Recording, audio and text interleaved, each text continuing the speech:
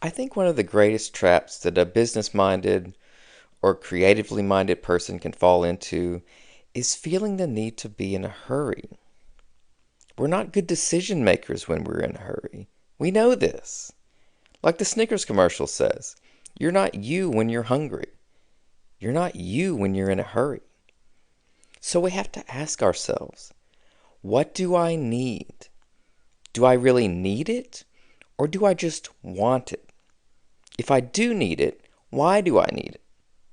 And if I do need it, when do I need it? Like, if we need to make a sale so that we can pay our rent or buy groceries that week, that's one thing. But sometimes it feels like we need to make transactions not for the sake of our health or our safety or our family, but for the sake of our ego. And sometimes it's not that we even need the thing. It's just our nervous system telling us, if you get this thing, then I can calm down.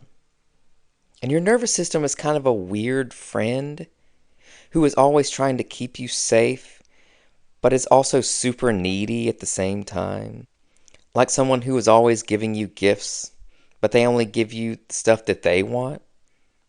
And you as a human have to know when to tell him or her, hey, I see you.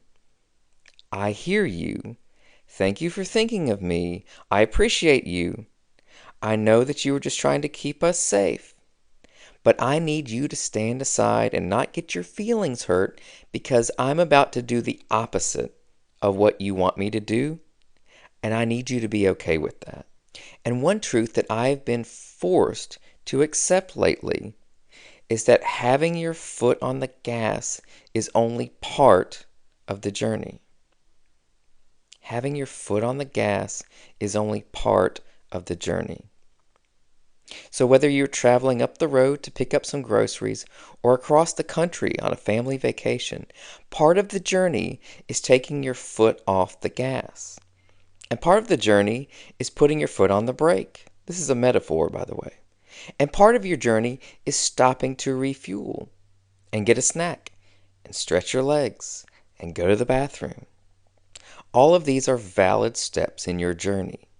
And you can't skip any of them and expect to get to your destination effectively or happily. And just like it's easy to say, I'm not religious, and then become religious about not being religious, it's likewise also easy to say, I reject hustle culture, and then become the very thing that you were trying to circumvent. I myself have been guilty, at least subconsciously, of saying things like, I'm going to get up early, but it's not because I'm into hustle culture.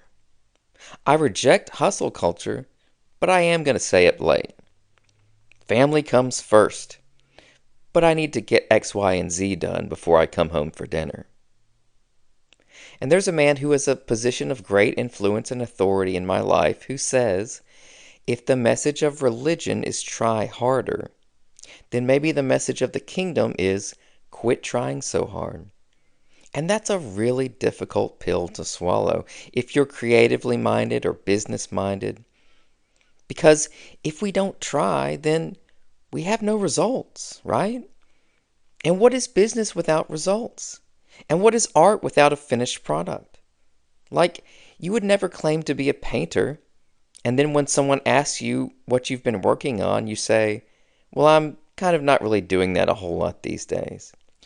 Like, are you not doing that a whole lot? Or are you just not a painter? Like, if you don't do the thing, at what point are you just not the thing you claim to be? And one thing I try to ask myself often is, how can I be the most effective? And I'm just at a point where I'm pretty sure that I'm most effective when I am personally at peace. I'm a better writer when I'm at peace. I'm a better friend, a better advice giver, a better husband. Because you can only give what you have. And you will always propagate what you are. You will always create after your own kind, right? In other words, peaceful leaders beget peaceful followers, and frantic leaders beget frantic followers. And we need to be asking ourselves, a lot of questions in this episode, but we need to be asking ourselves, am I exhibiting my capabilities or displaying my character? Am I proving my worth or revealing my nature? Sometimes we feel the need to prove ourselves, but which self are you trying to prove? And how true is that self when you hold it up next to your perfect identity in Christ? And my final answer is simply this: I am a beloved son. Not only am I a beloved son, I have always been a beloved son. I was a beloved son when I wasn't acting right. I was a beloved son when I wasn't thinking right. I was a beloved son when I didn't know who I was.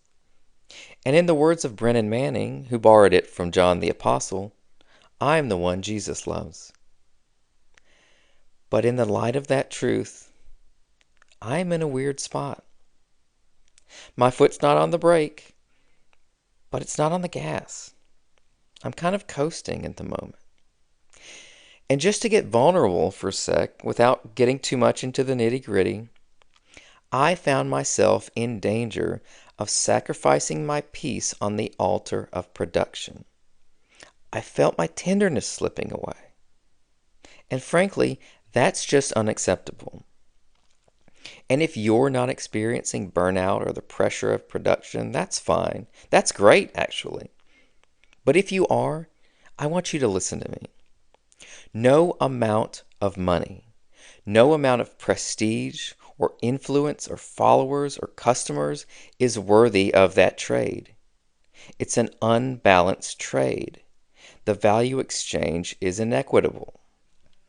Your peace, your rest, your mental and emotional health, your marriage, your family, these are your priorities.